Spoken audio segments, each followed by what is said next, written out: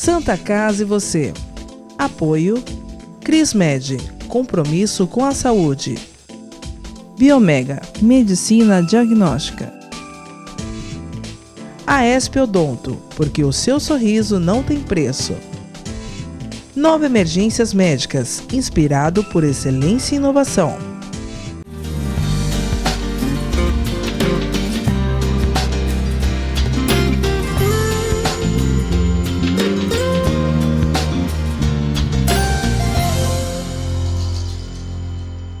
Olá, telespectador, olá, telespectadora, está no ar Santa Casa e você. Na edição de hoje, eu recebo aqui nos nossos estúdios o coordenador de cirurgia do pronto atendimento da Santa Casa, Dr. Guinês Alvarez. Nós vamos falar sobre um importante serviço que é o pronto atendimento. É um serviço que literalmente salva vidas. Dr. Guinês, muito obrigado pela presença. Tudo bem? Bom dia, é um prazer estar aqui. Doutor Guinês, você recentemente é o mais novo integrante da equipe da Santa Casa.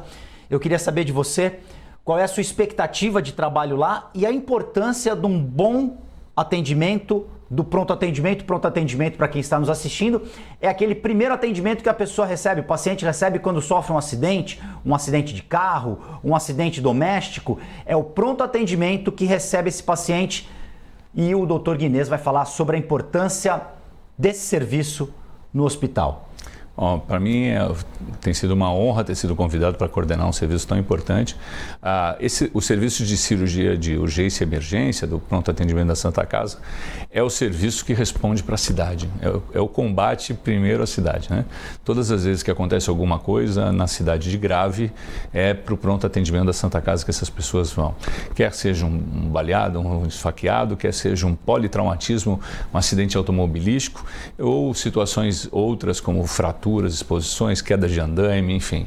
Esse doente acaba chegando na Santa Casa e ele precisa de atendimento rápido. A gente sabe que o atendimento precisa ser de boa qualidade e rápido.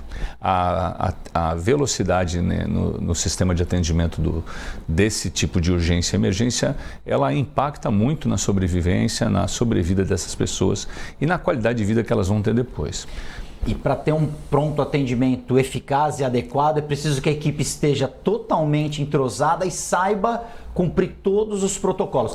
Fala a respeito da importância do protocolo nesse pronto atendimento. Hoje está na moda, né, falar de protocolo. O protocolo hoje a gente ouve muito, né? Basicamente um protocolo é escrever caminhos. E esses caminhos têm que estar escritos em algum lugar e a gente de vez em quando vai recorrer a eles. Então, existem protocolos no trauma, protocolos para uma apendicite, para uma colestite, para o diagnóstico, para o tratamento, qual é o tipo de antibiótico terapia que a gente deve usar. Hoje isso está tudo mais ou menos desenhado. Claro que o protocolo é uma guia, né? Os americanos chamam de guideline, ou seja, é uma linha guia. Isso significa que algumas vezes você tem que se desviar nem todo paciente preenche todos os requisitos e às vezes o médico tem que interferir. Agora, hoje em dia, né, a gente vê quando a gente tem uma doença nova, o que acontece com o protocolo. Cada um está usando um protocolo diferente. Então, o importante é seguir o que as grandes sociedades, hoje, a Sociedade Americana, o Colégio Americano de Cirurgiões, a Sociedade Brasileira, o Colégio Brasileiro de Cirurgiões, as sociedades de urgência e emergência, elas se juntam a cada ano, a cada 2 anos para rever seus protocolos. Então, existem coisas que a gente tem que ter a cultura da equipe de seguir o protocolo e cada membro da equipe saber exatamente qual é o seu papel, principalmente nas coisas mais agudas, nos momentos mais graves, que é quando esse paciente chega no hospital, às vezes num estado de saúde muito precário. E quando é o momento de, às vezes, sair um pouco fora do protocolo e aí entra a experiência de um cirurgião com mais tempo não tem dúvida, de rodagem? Exatamente. Nessa hora, quando a gente sai da residência treinado, acha que tem resposta para tudo, né? E o tempo vai dizendo para a gente que quanto mais velho a gente vai ficando, menos respostas a gente tem. Mas não tem dúvida nenhuma que a experiência... E aí está o meu papel como coordenador, né? Algumas vezes sou eu, o meu diarista também, eu tenho uma equipe, e isso é importante, ter uma boa equipe, que possa te trazer ponderada, que possa entender qual é o momento que a gente tem que sair do protocolo, porque aquele doente assim o exige, né? Sempre pensando no fundamental é o doente. Então, eu sempre digo que primeiro o paciente. Quando a gente tem esse lema na cabeça, todo o restante fica para depois. Se você tem a sua atenção voltada no seu paciente, primeiro ele, uma série de outras discussões ficam para trás. O que é melhor para ele? Então, às vezes a gente tem uma discussão, peraí, o que é melhor para o paciente? Olha, o melhor, o que você faria na sua mãe, no seu pai? O que você queria para você? É isso aí que a gente tem que oferecer. E se a gente não está oferecendo, nós temos que buscar meios de oferecer. Nessa questão da medicina e do pronto atendimento, vale uma máxima muito usada no futebol, que treino é treino, jogo é jogo, que você aprende na faculdade, por mais que você tenha uma residência, que você coloque a mão na massa, nunca vai ser igual à realidade que você vai enfrentar. Isso é verdade. Mas também tem uma outra máxima do Exército, que é bom treinamento, combate fácil, né?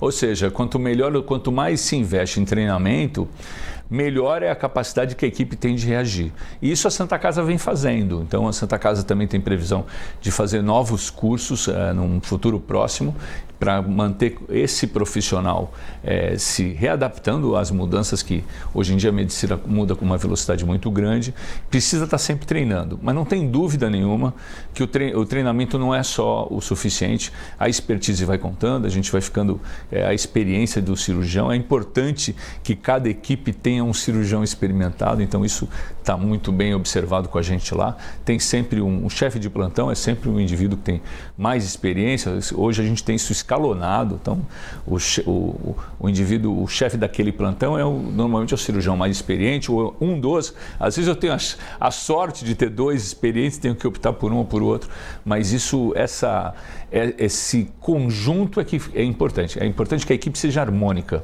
né? Todo mundo sabendo o seu papel, e aí a coisa flui de uma maneira muito mais importante. Doutor Guinness, a importância do tempo-resposta. Vocês recebem pacientes que vêm via SAMU, via meios próprios, que chegam lá no pronto atendimento. O tempo nesse tipo de serviço é essencial mais do que em qualquer outra situação. Como é que vocês trabalham esse tempo-resposta? É essencial. Quem sabe não haja serviço onde a adrenalina seja mais importante do que esse atendimento, do que para o médico, do que esse momento da resposta. Não há dúvida nenhuma, os americanos chamam isso de golden hour, né? A hora dourada. A primeira hora de atendimento, principalmente depois de um acidente na via pública, por exemplo, ela tem um impacto direto na sobrevida. Se esse paciente chega ao serviço de saúde rapidamente, e daí porque tem helicóptero, e daí porque tem grandes ambulâncias, etc. Por isso que a ambulância passa correndo lá, algumas vezes e a gente tem que abrir espaço, é porque essa primeira hora faz muita diferença na sobrevida. Se a equipe está treinada e ela avança naquele momento no tratamento, como uma equipe de Fórmula 1 trocando um pneu, ela avança sobre o paciente, isso já está demonstrado, tem uma dezena de trabalhos no mundo inteiro mostrando que a sobrevida é maior e a qualidade de vida desse doente também vai ser maior. E o que é mais importante dentro dessa cultura do protocolo, cada um sabendo o que tem que fazer naquele determinado caso. Você não vai ter que deixar o seu para falar, você está fazendo uma coisa errada, tem que ir por ali. Isso depende sempre de treinamento, porque as pessoas, independente do treinamento, você é um ser humano e você está vendo o seu próximo sofrendo. Então há uma natural tendência ao desespero. Em alguns atendimentos há uma natural tendência que alguém saia um pouco que o seu emocional não esteja completamente. Lembra, nós temos que estar com o nosso emocional controlado. Isso, afinal, não é uma coisa que todo dia ela tá correta. Então, isso é treinamento. Essa parte, o treinamento vai trazendo as pessoas para lá. Não, a minha função é essa aqui, eu vou pegar essa veia, ele vai olhar o pulmão, ou seja, quando está todo mundo direcionado, essa coisa flui com mais facilidade. E não tem dúvida nenhuma, de vez em quando, em algumas situações, existem situações que são dramáticas, né? O paciente chega lá em estado gravíssimo. Então, manter o emocional dessas pessoas é uma coisa importante. E isso o treinamento ajuda. Ele não resolve todos os problemas, mas ele ajuda bastante. Principalmente quando, por exemplo, é uma criança. Existe esse tipo de... Sempre, as pessoas fazem referências com os seus familiares, com a sua vida, né? São situações, algumas situações eu sempre digo que a gente não merecia assistir, né? Tem coisas que as pessoas não fazem ideia, mas tem coisas que as pessoas gravam, que a gente grava para o resto da vida. Você vai levar coisas de aquilo... 30 anos atrás que você fecha os olhos e você lembra de situações dramáticas onde você conseguiu ajudar ou onde você não conseguiu ajudar, né? Onde não foi possível tratar, e algumas coisas são intratáveis, né? E como é que fica esse psicológico do médico e da equipe? Vocês costumam conversar depois? Vocês aprendem alguma coisa com essa experiência? Existe uma válvula de escape, um desabafo? Como é que funciona? Porque somos todos seres humanos, né? Por mais focados que estejamos ali naquela situação, vai ter uma hora que... Não tem dúvida. O cirurgião é um tipo diferente, eu digo até um pouco esquisito nessas horas, né? Mas não tem dúvida que todos nós temos que ter uma válvula de escape. A gente tem que ter alguma... claro que a gente conversa, claro que a gente discute, claro que existe uma solidariedade entre os colegas, né? Nessa hora, para entender o que é... Por isso que não existe um único de plantão, existem algumas pessoas de plantão, mas não tem dúvida que se ele não, que o emocional é 50% do negócio. Né? E isso faz toda a diferença também. Se a equipe não estiver emocionalmente equilibrada, isso também pode fazer uma diferença ali num determinado trabalho. Não tem dúvida nenhuma, não tenho dúvida nenhuma. Então, e até o relacionamento da própria equipe com a enfermagem, da própria equipe com os restantes do hospital, isso é fundamental que todo mundo entenda. Nessa hora, uma das coisas que a gente tem problema como latino, né, é que as pessoas têm os seus orgulhos próprios e que a gente tem que pular essa situação, porque tem um ser humano ali que é o nosso objetivo. Então, a partir do momento que o paciente é o seu objetivo, todo o restante são conversas paralelas. E aí a gente tem que sanar depois e conversar depois, mas naquele momento as pessoas precisam entender que tudo tem que ser feito, direcionado para o doente. E se alguma coisa não é direcionada, se a gente perde tempo com outras discussões que não estão no tratamento, isso precisa ser corrigido. Por exemplo, o Guto e o Guinês estavam discutindo um outro procedimento, entra um outro paciente, a gente tem que esquecer aquela diferença ali e partir para... Isso costuma ser automático, sabe, Guto? A gente, a maioria dos colegas está acostumado a... Agora, esse trabalho é diário, né? Esse é um trabalho que você tem que construir. As equipes também dependem, elas têm que ser harmônicas. E às vezes também faz parte do papel do coordenador enxergar quando essa harmonia não está funcionando bem, e entender e corrigir o processo. Santa Casa e você vai fazer um rápido intervalo, nós voltamos em instantes.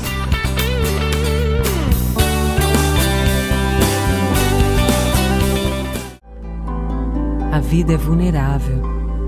Por isso protegemos uns aos outros. Proteger é nosso instinto. A vida precisa de cuidados. Cuidados que começam na infância. Alguém para compreender suas necessidades.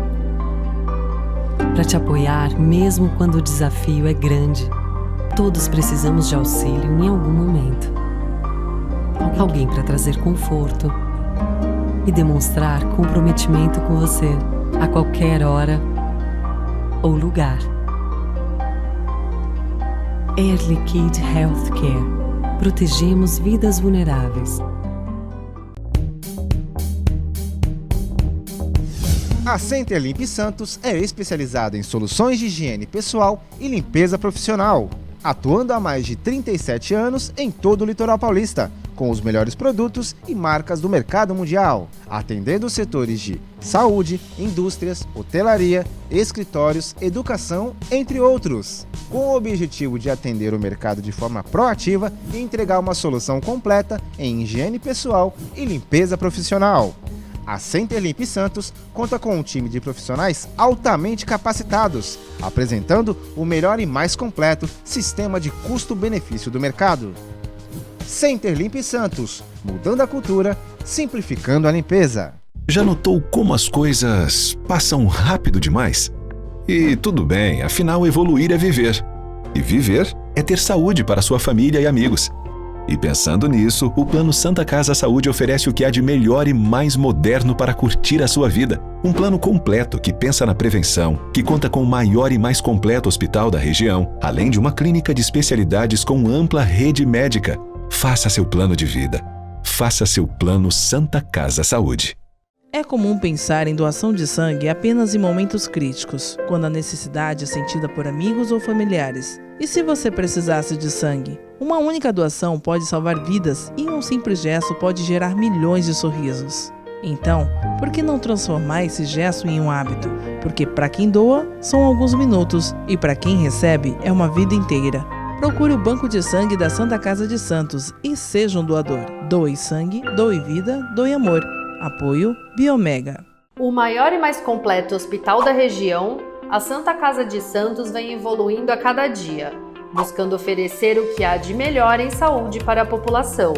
Desde 2016, o hospital está sob o comando do provedor Ariovaldo Feliciano, que investiu em tecnologia, inovação e humanização dos serviços, tornando a Irmandade um dos principais hospitais do estado de São Paulo.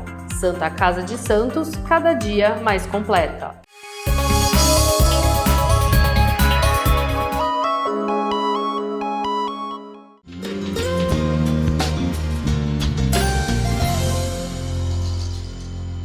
Santa Casa e você já está de volta. No programa de hoje nós recebemos aqui o coordenador de cirurgia do pronto atendimento da Santa Casa, Dr. Guinês Alvarez. Estamos aqui no intervalo, o programa continua, a gente costuma conversar durante o intervalo e o papo vai fluindo. Dr. Guinês, existe hoje um perfil do paciente que chega no pronto atendimento ou é um perfil muito variado? O perfil ele é variado, claro, e depende muito da região que a gente está conversando, né? Por exemplo, é diferente a Baixada Fluminense, por exemplo, né? Zonas de Santos é uma cidade um pouco mais pacata, né? Tem a violência urbana não é tão potente, mas o que a gente tem percebido nos últimos anos, agora aí no momento pandemia, são casos mais graves, somente do ponto de vista digestivo. Então, pessoas que chegam com apendicite de 8, 10 dias, com infecções da vesícula biliar, que estão em casa há vários dias, né? As pessoas estão com medo de serem tratadas, estão com medo de ir ao hospital, então elas acabam chegando com quadros graves de classificações altas, né? O apendicite pode ser o grau 1 ao grau 5, e às vezes é comum agora ver um grau 4, é comum ver o paciente aguardar em casa, né? Os diagnósticos estão sendo feitos muito tardios porque as pessoas estão preocupadas de ir ao serviço de saúde por causa da pandemia que está instalada. Ou seja, estão com a dor, estão com incômodo, vão segurando, vão tomando algum remédio. A automedicação também é muito prejudicial nesse tipo, porque ela mascara uma situação. Não tem dúvida nenhuma. A gente tem visto isso hoje e no próprio consultório da gente, os pacientes falam isso. Ah, doutor, tá doendo, mas eu vou esperar, eu estou morrendo de medo da pandemia, eu não quero entrar no hospital agora, né? Então, e eu sempre digo que a gente tem que medir o custo-benefício. Em algumas situações eu mesmo indico e digo que a gente vai tomar todos os cuidados que são possíveis, obviamente. Mas o que a gente tem visto na urgência e emergência são casos mais complexos, que podiam ter sido resolvidos antecipadamente. Alguns pacientes até já sabiam, por exemplo, cálculos na vesícula, já tinham tido crises, mas estavam morrendo de medo de ir ao hospital, né? Voltando um pouquinho na apendicite, explica para o nosso público o que é uma apendicite rapidamente e por que devemos, os primeiros sintomas, a gente deve procurar um médico. A apendicite aguda é uma inflamação por um bloqueio do apêndice, o apêndice vermiforme. O apêndice é uma estrutura em forma de um dedo, em forma tubular, aqui no cólon direito, aqui no seco. E o apêndice, às vezes, ele se entope com um fecalito, com fezes, e ele cria uma coleção purulenta, perfura, etc. Isso é a tal apendicite aguda. Ela costuma ser uma dor que no início ela é generalizada, ela é um enjoo, e aí o que é o problema? No começo, o pródromo que a gente chama, o início da doença é muito parecido, por exemplo, com alguma coisa ruim que a gente comeu ou com uma diarreia que a gente vai ter por alguma coisa, algum alimento passado, etc. Então, no começo, o paciente tem dor em volta do estômago, periumbilical, legal, ele perde o apetite, mas nas horas que se seguem, ele começa a ter uma dor na fossa ilíaca direita, aqui do lado direito. Ela já baixo. começa a se localizar. Ela começa a se localizar, as horas vão evoluindo e ele começa agora, a dor já não é mais no epigástrio, é uma dor. Então, às vezes, esse doente, quando ele está nessa primeira parte, ele vai a um pronto-socorro, ele é medicado, o médico ele não tem nenhum sinal de uma apendicite aguda. O médico, às vezes, dá um remédio para náusea, um remédio para dor, e ele vai para casa e normalmente orientado para, olha, se piorar você volta. E aí ele, nas horas que se seguem, no dia que se segue, ele começa a ter dor mais proeminente do lado direito, aí acompanhado de febre, perda de apetite. E se as coisas vão deixando, esse paciente vai evoluir com distensão abdominal, parada de eliminação de gases e fezes, infecção grave, né? Então tem situações onde a gente tem o apêndice se perfura e o pus se espalha por toda a barriga, por toda a cavidade abdominal. Né? Ou seja, nesse processo a barriga vai tendo um inchaço. Exato, vai ter um inchaço, vai ter uma distensão, febre e esse é um doente que precisa ser visto, né? Então quando essa dor começa a se fixar, começa a aparecer febre, ou seja, o quadro está agravando, não é um quadro que melhorou. Então, por exemplo, é muito comum as pessoas terem uma diarreia, né? Normalmente olha, eu comi alguma coisa, senti uma dor, uma cólica, estou indo no banheiro. Normalmente são situações que em 3 dias elas estão resolvidas, 3, 4 dias.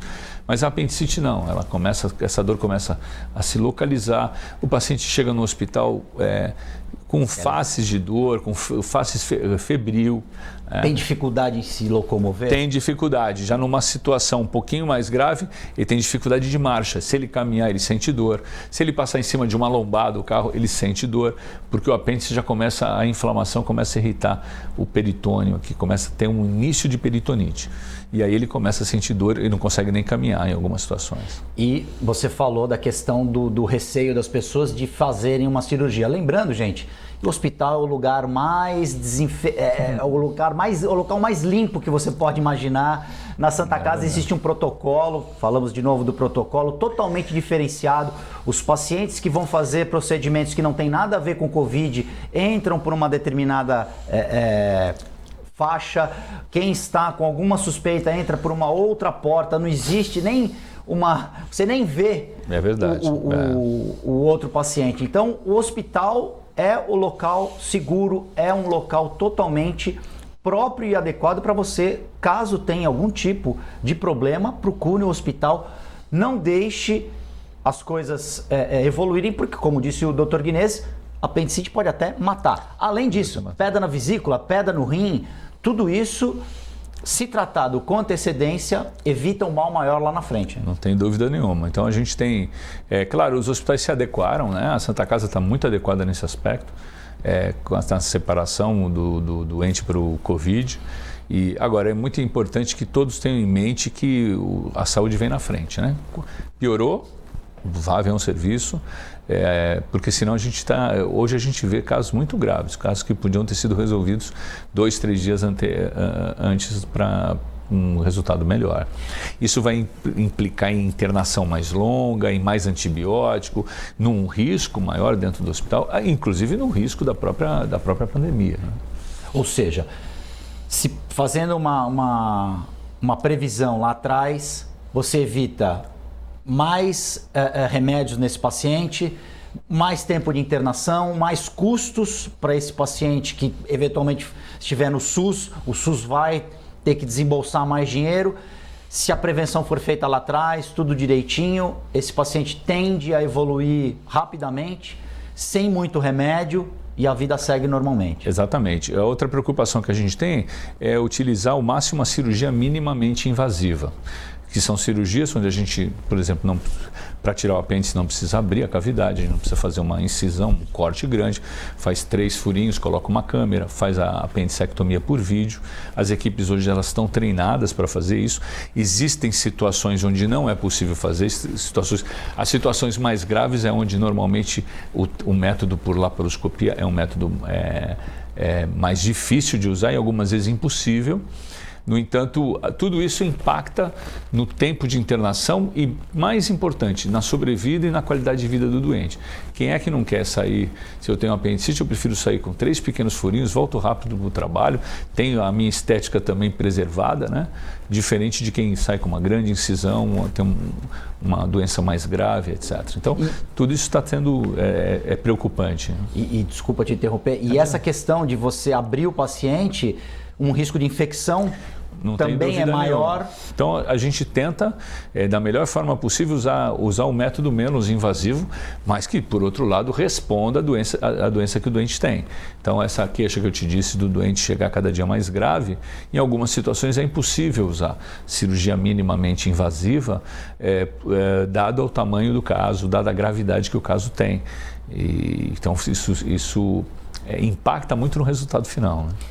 Doutor Guinês, infelizmente o nosso tempo acabou, mas ele falou aqui no intervalo um mantra que ele me passou aqui, que eu vou começar a usar também, que você aprendeu no Hospital de Estrasburgo, quando você trabalhou na França. Diga para o nosso telespectador, por favor. O hospital usava um tema, que tinha um lema, né?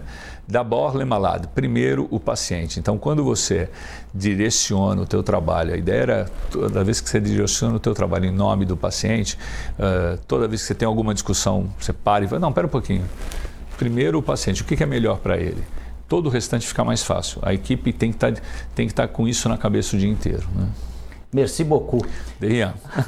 Muito obrigado, doutor Guinês. Vai voltar várias vezes aqui porque o assunto é muito vasto e a gente vai informar vocês a respeito disso também. Santa Casa e você fica por aqui. Nós voltamos na próxima edição.